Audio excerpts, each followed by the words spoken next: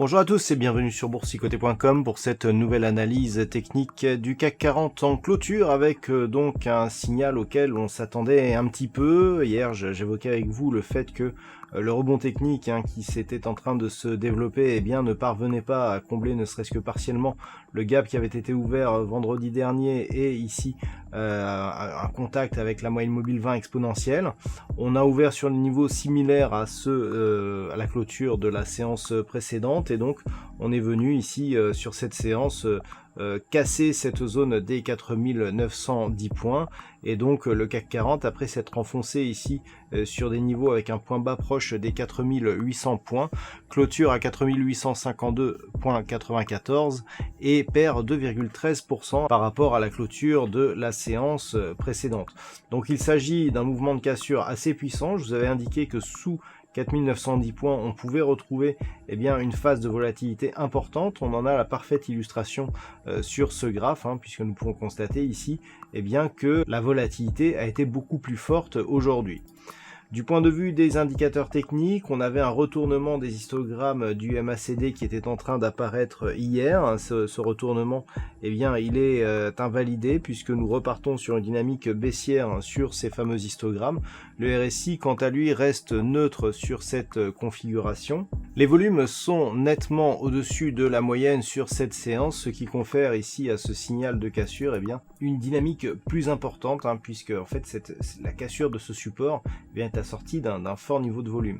Donc le signal est assez important. On a dans un premier temps ici l'ouverture sur ce gap baissier. On a donc l'incapacité à combler ce gap ne serait-ce que partiellement. On a eu un contact ici avec la bande de Bollinger inférieure. Pas de retour ici sur la moyenne mobile 20 exponentielle. Un retour direct ici à un mouvement baissier. Clairement le signal il est assez important. Alors on avait plusieurs zones de support intermédiaires en cas de cassure ici 4910 points. L'objectif global reste une poursuite du mouvement en direction des 4700 points. On avait donc plusieurs niveaux. Alors on avait ici ce niveau de point bas proche des 4860 points sur lequel sur cette zone il y avait aussi eu un gap ici haussier sur cette phase et puis on avait un niveau inférieur sur cette bougie ici. On peut voir que le niveau des 4795 points avait agi comme support. Alors c'est sur ce niveau que je vais revenir puisqu'il est assez intéressant. Donc outre le fait que c'était quasiment le point bas de cette bougie qui est quasiment aussi le point bas de la bougie actuelle, nous avions eu là aussi une zone de gap juste inférieure et surtout beaucoup de volatilité dès que les cours sont venus ici à proximité de cette zone. On le voit ici sur ces trois bougies qui ont des volatilités largement supérieures aux bougies que nous avons eues depuis désormais quelques semaines. Et c'est assez symptomatique de cette zone justement sous les 4910 points, c'est que si on reste sous ces niveaux, effectivement, on pourrait assister à un retour d'une grande volatilité. Donc, les points à surveiller pour demain, tout simplement, on va donc observer cette zone des 4910 points. Elle a été longtemps support. Si elle redevient résistance par rapport à un éventuel rebond technique, on sera dans un mouvement de confirmation du mouvement baissier. On a aussi la moyenne mobile 20 exponentielle qu'il va falloir observer sur l'unité de temps daily et sur l'unité de temps H4. Toute cassure du point bas significatif de la séance actuelle qui se situe à 4800 points, 4801,02 exactement, validera une possible poursuite du mouvement baissier en direction des 4700 points.